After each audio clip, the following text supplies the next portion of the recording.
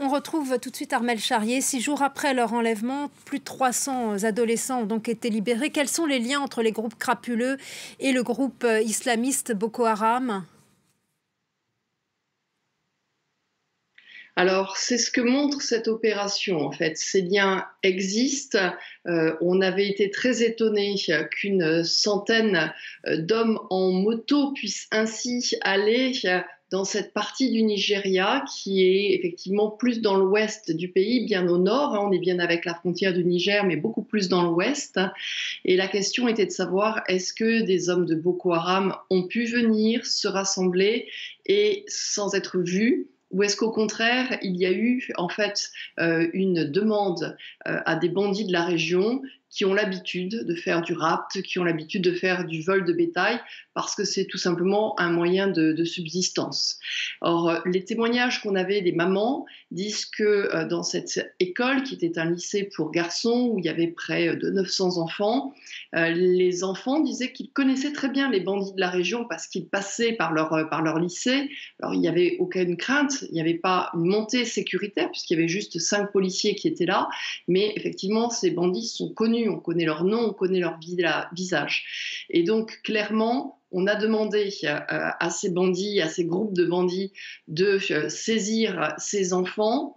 Vous imaginez bien que s'ils en ont pris 500, c'est énorme, c'est beaucoup, c'est difficile à cacher. C'est pour cela qu'il y a tout de suite eu des sous-groupes d'enfants qui ont été faits. En plus, ils représentent beaucoup d'argent, ce sont des rançons. Et donc, du coup, ça s'est un peu réparti dans différents gangs. Il y en a un, effectivement, d'une personne connue comme Mafra, qui est en lien avec Boko Haram et qui a dû le reverser à Boko Haram. C'est comme ça qu'on a effectivement ces images qu'on a vues dans le sujet, où il y a des témoignages d'enfants là qui sont retenus et qui expliquent qu'ils sont entre les mains de Boko Haram. Et c'est pour cela que vous en avez à peu près 300 autres qui devaient être entre les mains d'autres groupes à d'autres endroits et qui, eux, ont pu être libérés, alors soit par les forces nigérianes, soit avec des tractations financières. Cet enlèvement, c'est un échec pour le gouvernement et l'armée nigériane?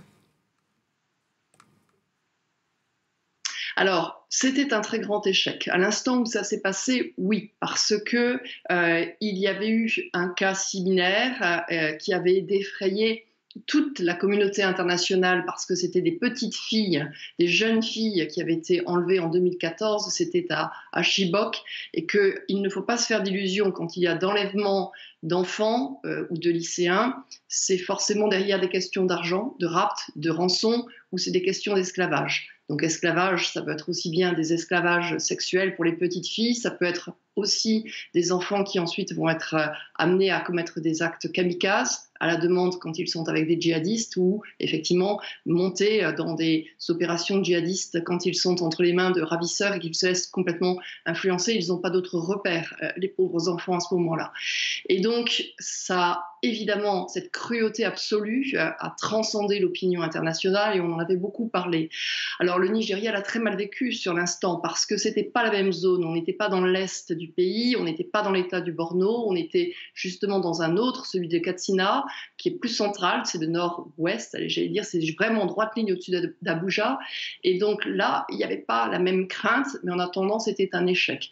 Et c'est vrai qu'on voit qu'il y a eu une accélération qui a eu lieu, le fait d'en relâcher plus de 300, plus de la moitié, c'est une très belle opération aujourd'hui pour le gouverneur local, c'est une très belle opération pour le président. Officiellement, c'est l'armée nigériane qui a relâché. Officieusement, il y a forcément eu des tractations derrière avec les ravisseurs.